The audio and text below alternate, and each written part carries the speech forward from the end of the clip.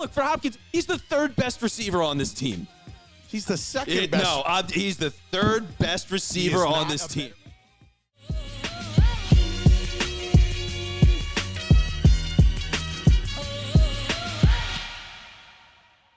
Oh, what's going on, Philadelphia? Hello, everybody. This is not a mirage. If you're watching on YouTube, we are high atop the 52nd floor of the BYN building, also known as the Pyramid Club. So happy to be here. Probably going to be here a lot. So, Vince Quinn, we should probably get used to these digs, and the studio's pretty fucking nice in here. So It is. thank you, Taylor Cordatis, as always. Yeah, it's amazing. Hearing your voice boom in this room as you do the it's like got such a high ceiling and like bouncing down and like whatever. It's awesome, dude. I love it. It's There great. are people that work up there, and I was looking, but I don't think they're in today. So it's Friday. We're recording this. There's some exciting news we would love to tell you and can't wait to tell you.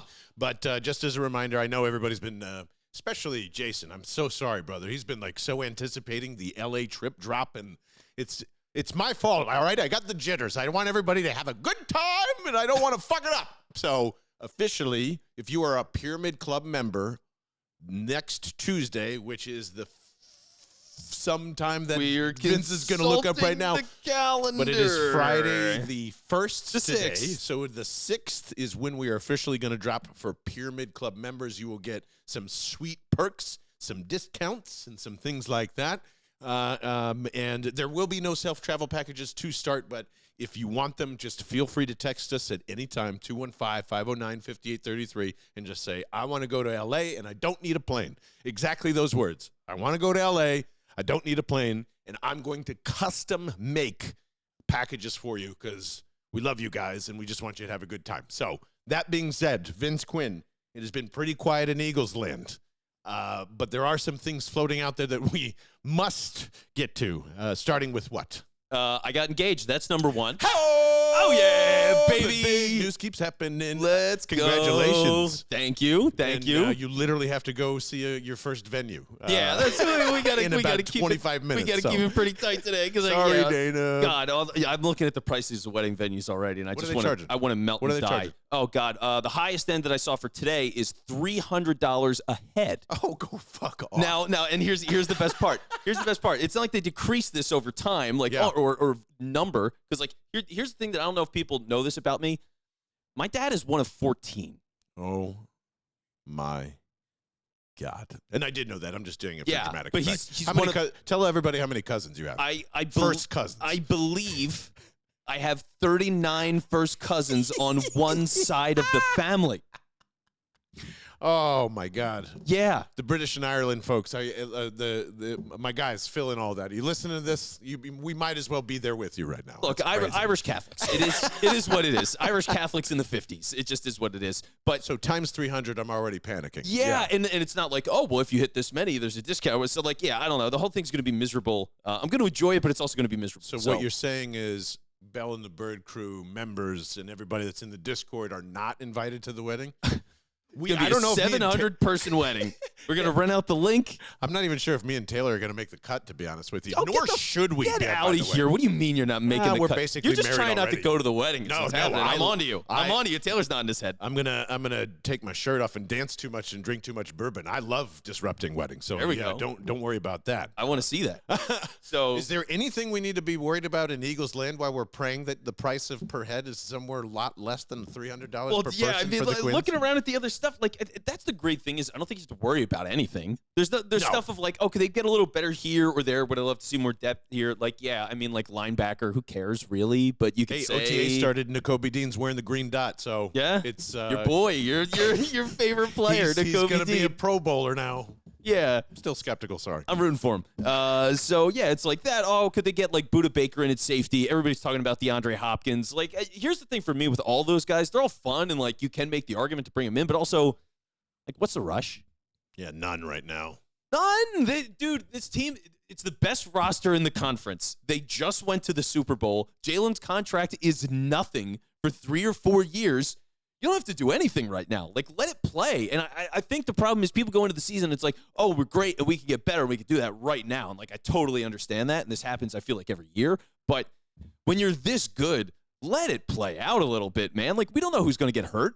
For example, what happens if, I don't know, they have a bunch of injuries on the defensive line? Maybe we do need to trade for a tackle or an end that's going to, an edge that's going to be a free agent at the end of the season. Maybe you want to go and get one of those guys. Maybe they do need a safety, and it turns out Budda Baker still is on the Cardinals. But you know what? You have other options at the deadline, teams that are falling off a cliff and whatever. Like, oh, God, you know what you just reminded me of, too? Of just like we're entering summer pool party territory, and the only reason why I bring that up is just like everything's always good, right? The Eagles are in a perfect position. The roster's all filled out, and then some dumbass breaks his finger jumping out of a pool a la Jordan Hicks or like whatever it is. You remember that stuff? Or that just was like, great. So, Nigel Bradham decided to beat up a Cabana boy, and now we got to talk about it. It's just like, shit. And the Eagles have been really good about that, honestly, ever since the Super Bowl, which is kind of weird that, I mean, not in 17. Since 17, yeah. And this post-Super Bowl feels incredibly comfortable, not like hyped and we're all crying because, of all the other fans that we thought of that came before this and never got to saw this, and it was very emotional. Now we're just like, okay, great, everything's in order, and the team is having fun. Fucking Jalen Hurts is getting his masters in the middle of this like it's no big deal. Jason Kelsey's drinking beers and banging like the Union drum and, doing a great job on his show as always. Howie's to the point of his peacock walking tour, as he should be, and he's hanging out with Chris Long saying, like, the fans are great, and I understand them, and it was just, like, really, really PRing it up, and I'm enjoying every moment of it. I'm not sitting here going, like, complaining about it. It's just very hard to find a thing that they need, which they don't. Here's the only thing I'll say about this. Like, did the Cardinals officially say he's released? Because it came out, and then there hasn't been anything across the transaction wire, so I'm assuming trade things are still happening when that happens. Yeah. If somebody can correct me if I'm wrong, jump in the Discord, 215-509. Either way, if they're figuring out a trade or a price point, are we serious that we don't think DeAndre Hopkins would be a massive upgrade? He's playing the same amount of snaps, basically, as Quez. I mean, all you got to do is, even at a minimum, just stick him in the red zone with the other two 1A, 1B wide receivers that you have on this team, and good luck. And if you're just going to say, but John Dallas Goedert's here, that's not the best wide receiver probably ever outside of, like, I think the Cardinals have made everybody forget how good DeAndre Hopkins is. Like, that guy was the best wide receiver in the league. There was maybe some debates about that, but not from me, especially when everything he was doing with the Texans, when he broke the dude's ankles, when they were doing the Washington practice trainings on Hard Knocks. He's just got what do you mean you don't need that guy? That's just like, that's still one of the dumbest things that I keep hearing. It's just, no one wants to have the best wide receiver trio in the league where you're basically running the air raid and letting Jalen Hurts take care of the rest. What the fuck are we talking about? We could be the good Cardinals here. Isn't that what we're trying to implement? Not dumb Cliff Kingsbury with a much better quarterback? What are you lying? They just took a bunch of running backs for nothing. They're not going to run the fucking football. They're throwing 45 times a game. Why? And Quez Watkins sucks. So what are we talking about? Yeah, well, we're talking about a guy that he's the fifth option on the fifth or sixth option. Fifth. Yes. The fifth. He's the number one red zone go-to guy. Quez? Oh, no. I thought you were talking about DeAndre. Yeah, no. Look, for Hopkins, he's the third best receiver on this team. He's the second best. No, he's the third best receiver on this team. He's not a better wide receiver than Devontae Smith now. I'm taking Smitty right now. I'll take him for his future, but not right now. I'm taking Smitty. Taylor shaking his head. Thank you. At least there's some sanity in this room. Yeah, it's all in the Discord. Let John know he's wrong in the Discord, and it's Smitty over Hopkins. Second best wide receiver on this team. I'm not giving him snaps. He's the third wide receiver in my book. I'm not giving him snaps over Devontae Smith. There's no way. There's no way. Embarrass this man. I'm not paying him $20 million for this guy to come the in future and be wide November receiver where 3. he's got fucking 12 touchdowns in 2 games. Sorry. Sure, but and he can do that for, I don't know, the Oakland Raiders in all 6 of their wins. Like, we'll talk about them later, well, too. I guess with Adams, who knows there. But, like, whatever. It's just, I'm not going all in for a third wide receiver because it's like, okay, it's A.J. Brown, it's Smitty, it's Goddard. You've got the running game with Jalen. You've got all the running backs that they've got. Some of those guys can catch. Like, I'm not fussing over Quez Watkins. Like, I get everybody's pissed because he dropped that ball in the Super Bowl. This guy, He's a vertical field stretcher that hardly matters. I can't get upset about it. I'm not like he is what he is. What? So I just want to point out that Vince Quinn is in the same pool as one head coach, Jonathan Gannon. Jonathan Gannon speaks on DeAndre Hopkins' release. It's really no big deal to me. We just felt like it was best thing for them and the team. Oh, well, they're tanking. So, yes, it's the best thing for the team. A team is tanking. They have cut a player for nothing. They couldn't get him, or I don't know what they're doing. Well, they couldn't trade him. But, he's not dead. He's not dead, but also you're going to have to pay him over $20 million. Odds are. And, they don't need that right now. You got to think about this, right? There's so many things that can go wrong over the course of the season, and this team is going to be very good, and they're going to be a contender, and they're going to be in the playoffs unless it's an absolute disaster. So wait till the trade deadline, see what's available. You can figure out all of your needs, all of your injuries, fill in those gaps. You have a bigger market because, right now, everybody's like, well, we're just getting started. We only think we're going to win 5 games, but you never know. You know what I mean? You never know. So was that your Howie? So, yeah. Well, no, I'm like, I don't know, somebody with the Houston Texans or something. It's like, who knows? We're just going to see what happens with Stroud. Whatever. So they don't want to admit anything. They don't want to give up anything right now. But when you get later in the season, you know what it is. A lot of teams understand. You know who's going to be a free agent. You just got more of a market later. You don't have to pay as much of a premium because it's just through the middle of the season. So, if they have massive injuries again somewhere on the defense, they can go and trade for a guy if they need to and do it where they really need it in the heat of the moment. Whereas, maybe Smitty and AJ and, Goddard, they're healthy for most of the season, and you really it's great to have, but is that the thing you needed to do? No. Typically, is there anybody of DeAndre Hopkins' talent anywhere around week 9 on the waiver wire? Or not on the waiver wire, no. Or even to trade him, he won't be available because the team that picks him up is more than likely not going to turn him around after 9 weeks. And if it is, it's a disaster and you avoided a bullet anyway. But you can't think that way. For some reason, you don't really think the offensive line has that much depth, and that might take away from that or whatever it is. Yeah, I honestly, if I was going to worry about anything position-wise, that is the one that I look at. I think I don't think people realize all the stuff that they're missing. Last year, they cut Nate Herbig, who's a totally solid player that can start at an NFL level and plays guard and center. They just cut him because they were like, we have so many good people. Who gives a fuck? And now you look around, dude, all these guys on the depth chart, I have no idea who any of these dudes are. I mean, you look around, they're all 5-year, 6-year NFL veterans that are journeymen that have played maybe 6 games. They're nobodies. And now they're taking chances on all these guys. They got this guy that's from a school I've never even heard of before.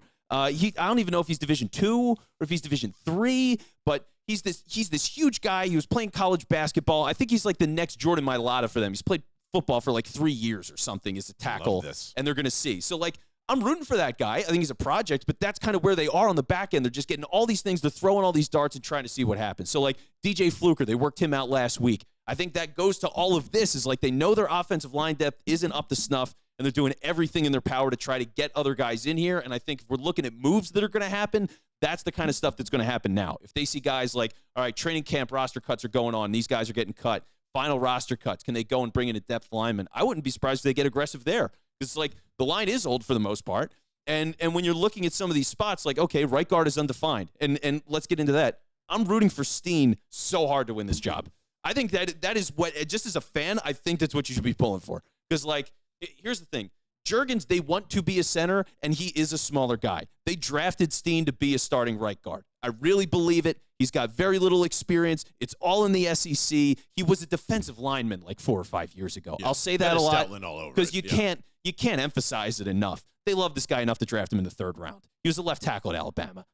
Get this guy in a guard. So I want him to win that job immediately so Juergens doesn't have to spend that whole time there, and he can cross-train it, and he can fill it in if he has to, but he's just ready to go. Juergens waiting for year 3. Right. Are you fucking serious? Yes, I am. Because it's Steen year 1, and I think that's more important. I guess, but it's just more then that's I think that's an organizational mistake. If you're putting the pressure of Cam, you're going to take over for Jason Kelce, and you can't get a ding on you. We don't even want to attempt you to be starting guard for this. He's not fucking Aaron Rodgers to Brett Favre here. Well, yeah, I'm not trying to hide him. No, but it seems like the organization is, and if they are pushing for him to be right guard and for Cam to sit down, that's concerning to me. Every center should play guard. It shouldn't be hard. And for his size and his ability and his I don't like that. I'm just saying, like, Yeah. I hate that you're not going to let him touch NFL grass until, like, Jason Kelsey's ready to finally retire. He's going to touch it on the sideline. It's fine. And he's a backup option. Like, again, like, they need depth. So I think it's some level that helps your depth if the third-round rookie is the guy that ends up starting. Like, it's just, okay, well, Juergens has been around. They can cross-train him a little bit, so you do have the flexibility. You can go from there. But otherwise, it's like Driscoll, I don't know, Sua Opeta, Brett Toth, who's been around for forever and cut a bunch of times. Like, they don't have a whole lot going on there. You didn't know Sua Opeta's name when he came to Stoutland University, just like you're naming all these other guys that you didn't. Oh, Sua Opeta. Oh, Nate Herbig. Oh, what was the other fucking guard that we were complaining about? Or, like, you know, even though the OD, who was that? What was that? The Kelly for the wide receiver trade. Odell Beckham. Except the Dorial Green Beckham? Dorial Green Beckham. How did he get in here? Okay. Like, they could make mistake trades. They could get a pile of clay and say, we need you to play right guard. And, like, this is a guard factory. I could play guard with the Philadelphia Eagles if Stoutland's my guy. And I'm dead serious. You fatten me up for one season, I will play backup guard. I'll block the shit out of everybody because anybody can play guard here because of the guys on the ends and because of the dude in the middle. This is a complaint every fucking offseason, and Vince Quinn just lighting the fires yet again. But what about guards? What about guards? Oh, no. Who cares? And because you want a $800,000 to $600,000 to vet minimum salary, that's going to stop you from going to get DeAndre Hopkins because the guards are too important.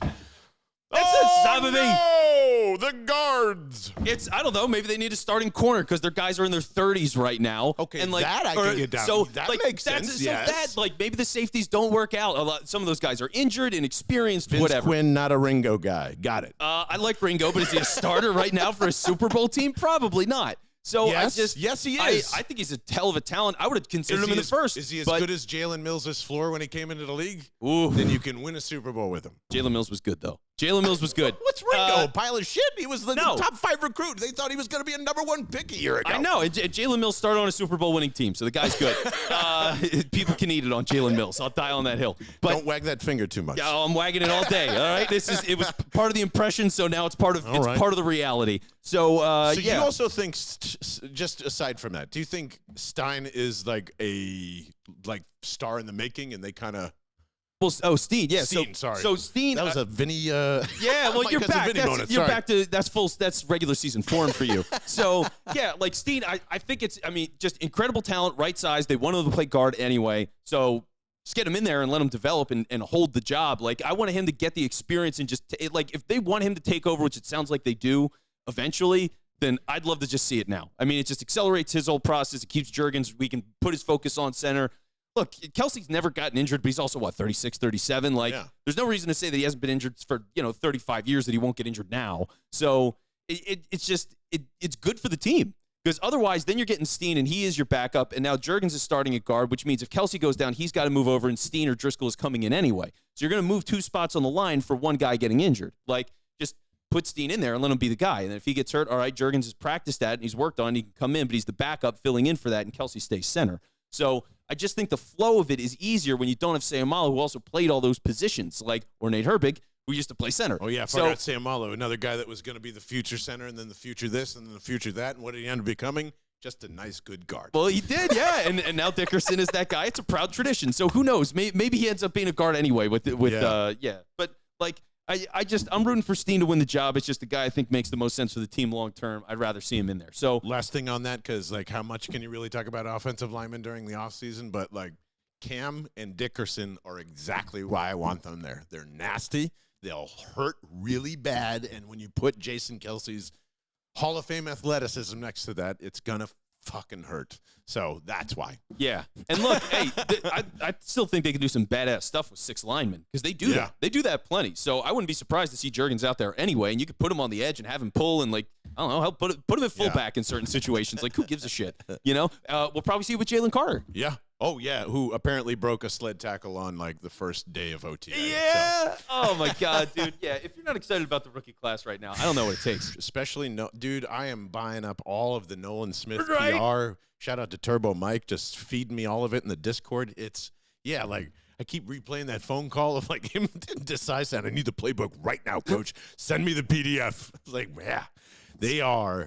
It is firing me up. And I think that's why everybody's just kind of playing it cool. Just like Liquid Death does to us all over our bodies all summer long, the iced teas. I am finally finding that watermelon seltzer somewhere. I'm going to find it. I see it in 7-Eleven, but there's like, it's always the empty shelf. So like, it must be, I see it's turning heads, just like the Grim Leafer and all the other amazing Mango kind of chainsaw. which is a staple, the severed lime, which we're getting 3 pallets of. It's incredible. God. It's going to be around here all summer. Definitely. Murder your thirst with our good friends over at Liquid Death. LiquidDeath.com/bell gets you 20% off of literally everything in their store, including a lot of crazy stuff like enemas and, you know, all that. And they're new. They're not used. So that's, I mean, I suppose they could be used if you're into that. I'm sure they would allow that somehow. It's a new market, John. Also a new market, which this scumbag is trying to get around, and this son of a bitch is just too crazy. Is this really going to happen? Tom Brady's going to be owner quarterback with the Raiders. So everybody that told all those, Dan Le Batard and Pro Football Talk, you're being a bunch of weird conspiracy theorists about Tom Brady trying to cut a deal to get Brian Flores out of there to go after his predecessor and Darth Vader and go after Bill Belichick. It's fucking happening in Las Vegas right now. Yeah. What? Investigate this man. Get this. What is happening? They're just doing it in front of our face? Yeah. Well, did you see all the Garoppolo news, though, dude? So he can cut him. Yeah, so he can cut Oh Garoppolo. my God! It's gonna be great. Is that why the waiver thing in there? And that's His you gotta. Be I love that shitting theory. Me. I love that. No way. Yeah. He is totally. Don't think that that's a good. He's doing that. No, Garoppolo's signing some sort of waiver on his deal, basically saying medically under normal circumstances, this would hurt my ability to play football. I'm not the same player that I was supposed to be, and he can get cut. So, like, he went from, I think, a 3-year deal to this is all out the window, and he's signing that. Why does he hate this man so much? Because he's a spiteful motherfucker. That's why. And he doesn't want to be in the booth. That's why, too. He'd rather do anything than be in the booth. He lied about that. Of course he did. So, can we drop the act now? Like, this dude has so many skeletons in his closet. Can we just find out what's going on? This is, and of course, what's the dumb rule that they said too? In order for this to happen, there's got to be 24 owners votes. have to, they have to approve him as a minority owner and approve of him playing quarterback. And because it's Mark Davis, and because it's Tom Brady, I will be pleasantly surprised if they fall short at 23. Yeah. Right? Yeah. Man, fuck this man. Why are we celebrating him? He's not a good person. This man's insane. This man's insane. Yeah. He's a total crazy Can we agree person. that Tom Brady's insane? He's not. This is like, I don't know what it is. I want to know, but I don't want to know. Yeah, I mean, there's going to be a million documentaries, and we're going to hate it. So get ready for 2040. The FTX thing and all this other stuff, no one sees a large pyramid Ponzi scheme that he could possibly be running through the NFL? Allegedly. TB12? Allegedly. He's somehow playing football longer than possibly Gordie Howe? Like, what are we doing here? What are we doing here? I don't know, man. It's nuts. I hope it fails. I can't wait to see it fail. It's good for me to watch it blow up. Good God. So. Well, let's hope your marriage doesn't fail, and let's get you out to the fucking venue, because if I don't, Dana's going to kill me. I love you guys. We all love you. Thank you so much for supporting the show. We have huge news ahead. BellandTheBirdmen.com. The trips are coming, goddammit. 215-519-5833. Okay, bye.